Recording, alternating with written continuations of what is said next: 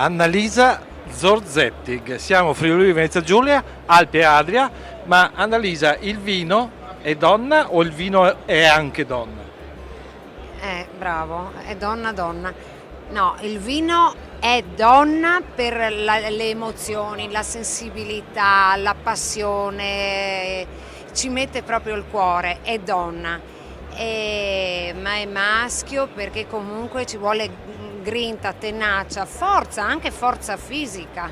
Ci vuole il buon senso sì della donna, però la donna spesso è tanto riflessiva e azzarda di meno. E l'uomo si butta un po' di più. Qua è fuoco maschio che è vita, è terra, è energia, ma è passione donna, dai.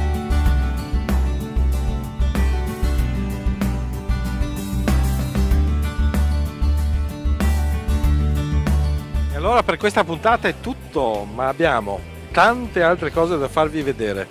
Seguiteci.